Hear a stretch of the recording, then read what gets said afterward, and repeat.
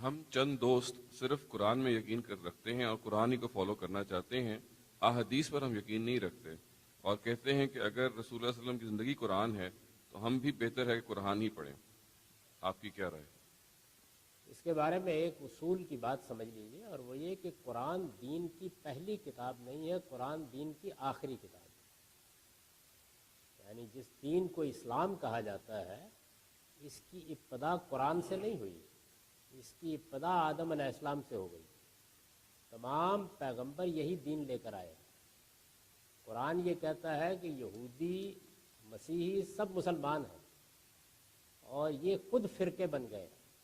جس طرح محمد الرسول اللہ صلی اللہ علیہ وسلم کے بعد فرقے بن گئے ہیں، ایسے ہی پہلے فرقے بن گئے۔ وہ اسی حیثیت سے ان کو خطاب بھی کرتا ہے، ان کو بھی اللہ کی کتابیں دی گئی۔ تو یہ اللہ کی دعوت، اللہ کا پیغام، اللہ کا دین، یہ سب پیغمبروں کا دین ہے۔ لہذا تمام پیغمبروں کو جو ہدایت دی گئی، قرآن نے خود اس کی تاکید کر دی ہے کہ ہمیں بھی اس کی پیروی کرنی ہے۔ وہ جو ہدایت تھی یا جو روایت تھی یا جو ٹریڈیشن چلی آ رہی تھی، وہ عرب میں حضرت ابراہیم کے ذریعے سے پہنچی، اور حضرت ابراہیم کی اولاد ہے بنی اسماعیل، یعنی اسماعیل کے بیٹے ہیں، ان کے ہاں بھی وہ روایت موجود تھی۔ اس کو قرآن ملت ابراہیم کہتا ہے، ابراہیمی دین کی روایت۔ رسول اللہ صلی اللہ علیہ وسلم نے اور قرآن نے اس روایت کو زندہ کیا۔ اگر اس میں کوئی خرابی تھی تو اس کی اصلاح کی، اور اگر کوئی اضافہ اس میں کرنا تھا تو کر کے اس کو آگے جاری کر دیا، یعنی پیغمبروں کی روایت کو آگے جاری کر دیا۔ اس کو سنت کہتے ہیں۔ یہ انبیاء علیہم السلام کی سنت ہے۔ اس کو محمد الرسول اللہ صلی اللہ علیہ وسلم نے سینکشن دے کے آگے جاری کیا ہے، یعنی جو چیز مر گئی تھی اس کو زندہ کیا، جس میں اصلاح کی ضرورت تھی اس کی اصلاح کر دی، اور جس میں کوئی اضافہ کرنا تھا وہ اضافہ کر دیا، کر کے اس کو آگے جاری کر دیا۔ یہ سنت قرآن سے پہلے موجود ہے۔ یہ نماز اسی طرح موجود ہے، روزہ اسی طرح موجود ہے، حج اسی طرح موجود ہے، زکوٰۃ اسی طرح موجود ہے۔ یہ انبیاء علیہم السلام کا طریقہ ہے۔ یہی نماز حضرت مسیح 5 وقت پڑھتے تھے، یہی نماز یہود 5 وقت پڑھتے تھے۔ تمام انبیاء اسی طریقے سے نماز پڑھتے رہے ہیں۔ یہی روزے سب رکھتے تھے۔ قرآن میں روزے کی آیت ہی یہاں سے شروع ہوتی ہے کہ ایمان والو، یہ روزے میں نے تم پر اسی طرح فرض کیے ہیں، کما کتب علی الذین من قبلکم، جیسے تم پہ پہلوں سے فرض کیے تھے۔ حج اسی طرح ہو رہا تھا حضور سے پہلے۔ تو یہ ساری سنت جو ہے، یہ دین لازمی دین ہے، پیغمبروں کا دین ہے۔ تو اس وجہ سے اس کو مضبوط پکڑیے اور قرآن کو مضبوط پکڑیے، اور اس میں سے کوئی چیز حدیثوں میں بیان نہیں ہوئی، محض یہ ساری کی ساری مسلمانوں کے اجماع سے منتقل ہوئی ہے۔ یعنی نماز رسول اللہ صلی اللہ علیہ وسلم نے 5 وقت پڑھائی، اور مسلمانوں نے روز پڑھتے ہوئے 20ویں صدی 21ویں صدی تک پہنچا دی ہے۔ ایسے ہی روزے رسالت مآب صلی اللہ علیہ وسلم نے رکھے، اور رمضان کے اندر روزے رکھے جا رہے ہیں۔ حج ہر سال ہو رہا ہے، کبھی منقطع نہیں ہوا۔ تو جیسے قرآن منتقل ہوا ہے، ایسے ہی یہ سنت منتقل ہوئی ہے۔ اس میں کبھی کوئی اختلاف نہیں ہوا، اس میں آج بھی کوئی اختلاف نہیں ہے۔ یہ بالکل تمام اختلافات سے بالا ہے۔ میں نے اپنی کتاب میزان کے شروع میں اس کی فہرست مرتب کر دی ہے، یعنی یہ کوئی 27-28 چیزیں ہیں۔ یہ ساری سنت لازم ہے، یہ پیغمبروں کا دین ہے۔ قرآن اس پر عمل کرنے کی تاکید کرتا ہے، اپنے پیغمبر کو حکم دیتا ہے کہ اتبع ملت ابراہیم حنیفہ، یہ ابراہیمی دین ہے، اس کی آپ کو پیروی کرنی ہے۔ تو اس وجہ سے اس کو قرآن سے الگ نہ سمجھیے۔ اسی وجہ سے قرآن اس کی تفصیل نہیں کرتا، لوگ واقف ہیں اس سے۔ جب وہ کہتا ہے نماز کا اہتمام کرو تو وہ جانتے ہیں نماز کیا ہے۔ جب وہ کہتا ہے زکوٰۃ دو تو اس کے مخاطبین، اس کے ایڈریسز، وہ جانتے ہیں زکوٰۃ کیا ہے۔ جب وہ کہتا ہے حج کرو تو اس کے مخاطبین جانتے ہیں کہ حج کیا ہے۔ خود محمد الرسول اللہ صلی اللہ علیہ وسلم نے نبی ہونے سے بہت پہلے حج کیا، اور اسی طریقے سے کیا جیسے کہ ابراہیمی طریقہ ہے، جیسے ہم آپ کرتے ہیں۔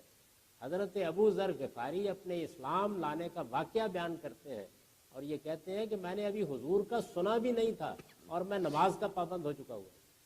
تو اس وجہ سے یہ سنت جو ہے یہ لازمی چیز ہے، اور یہ قرآن مجید سے پہلے سے موجود ہے۔ قرآن نے اس کو پیروی کرنے کا ہم کو حکم دیا ہے۔ اور میں نے عرض کیا کہ یہ کسی حدیث پر مبنی نہیں ہے، یہ کسی روایت پر مبنی نہیں ہے، یہ اسی طرح منتقل ہوئی ہے جیسے قرآن منتقل ہوا ہے۔ جس طرح قرآن مسلمانوں نے اپنے اجماع سے منتقل کیا ہے، ایسے ہی یہ سنت منتقل ہوئی ہے، اور یہ مسلمانوں کے اندر مشرق سے مغرب تک رائج ہے، تو اس کی پیروی لازم ہے۔ اب رہ گئی احادیث، تو یہ پہلے سمجھ لیجئے وہ چیز کیا ہے۔ یعنی رسالت میں آپ صلی اللہ علیہ وسلم نے اس سنت کو جاری کر دیا، قرآن مجید دے دیا، وہ مسلمانوں نے دین کی حیثیت سے اختیار کر لیا۔ سارا دین انہی دو چیزوں میں ہے، کوئی چیز اس سے نہ باہر ہے نہ باہر نکالی جا سکتی ہے، پورا دین حضور نے دے دیا۔ لیکن حضور اس دنیا میں اس دین کو دینے کے ساتھ، قرآن سنانے کے ساتھ، قرآن پہنچانے کے ساتھ اور بھی بہت سے کام کرتے رہے۔ آپ نے خطبے دیے، آپ نے لوگوں کو کوئی نصیحت کی، آپ کو بہت سے فیصلے کرنے پڑے، آپ نے کسی سوال کا جواب دیا، کسی آدمی نے دین کی کوئی بات آپ سے پوچھی، آپ نے اس کی وضاحت فرمائی، لوگوں نے آپ کو دیکھا، کم و بیش 23 سال تک دیکھا کہ آپ خود دین پر کیسے عمل کر رہے ہیں۔ تو جب آپ دنیا سے رخصت ہوئے تو جس طرح بڑی شخصیات کے واقعات بیان کیے جاتے ہیں، حضور تو یعنی کہ نسبت خاک رہ بعالم پاک ہر بڑے سے بڑے تھے، تو آپ کو دیکھنے والوں نے، آپ کی باتیں سننے والوں نے بیان کرنا شروع کر دیا، یعنی یہ تاریخی ریکارڈ منتقل ہونا شروع ہو گیا۔ ایسے ہی ہوتا ہے، مثال کے طور پر علامہ اقبال ہمارے دور کی ایک بڑی شخصیت تھے، تو ان کے دوست فقیر سید وحید الدین نے ان کے دنیا سے رخصت ہونے کے فوراً ہی بعد 2 کتابیں لکھ دی روزگار فقیر کے نام سے، جس میں اقبال کی باتیں ہیں، ان کی مجلسوں کی روداد ہے۔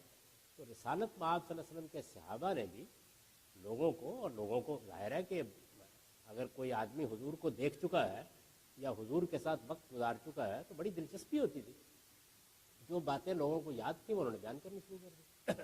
اس میں لوگوں نے صحابہ کرام نے 2 رویے اختیار کیے۔ ایک رویہ حضرت ابو بکر، عمر جیسے صحابہ نے اختیار کیا، ان کا رویہ یہ تھا کہ ہم یہ باتیں نہیں بیان کریں گے سوائے اس کے کہ کوئی بڑی ضرورت پڑ جائے، کیونکہ یہ بڑی ذمہ داری کا کام ہے، ایسا نہ ہو کہ کوئی غلط بات حضور کی طرف منسوب ہو جائے۔ بعض صحابہ نے یہ کہا کہ نہیں، یہ تو ہمارے پاس ایک بڑی امانت ہے، لوگوں کو بڑی دلچسپی ہے، محبت ہے، تو ہم بیان کریں گے۔ تو انہوں نے بڑی وسعت کے ساتھ جو باتیں سنی تھیں، دیکھی تھیں، وہ بیان کرنا شروع کر دی، جیسے کہ حضرت ابو ہریرہ ہیں۔ تو یہ ذخیرہ آہستہ آہستہ لوگوں میں پھیلتا چلا گیا۔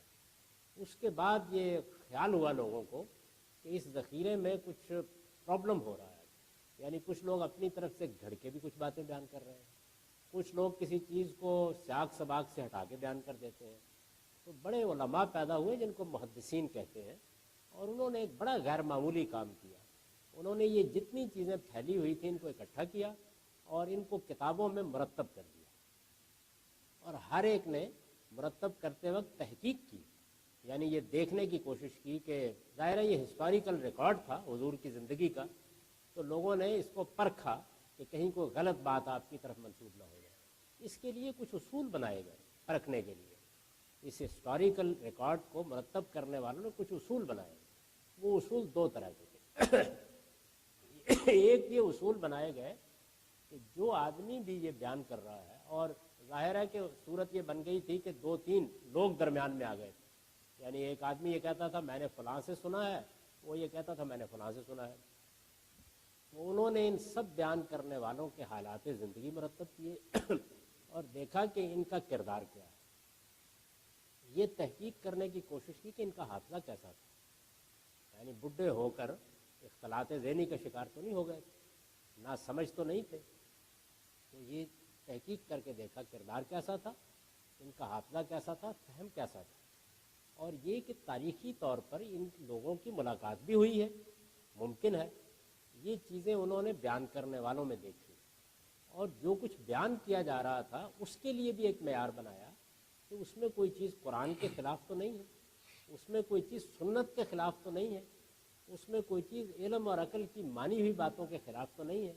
تو ان دونوں چیزوں کو سامنے رکھ کر ہر آدمی نے اپنی تحقیق کے مطابق ایک کتاب مرتب کر دی۔ یہ کتابیں ہیں جن کو آپ بخاری، مسلم کہتے ہیں۔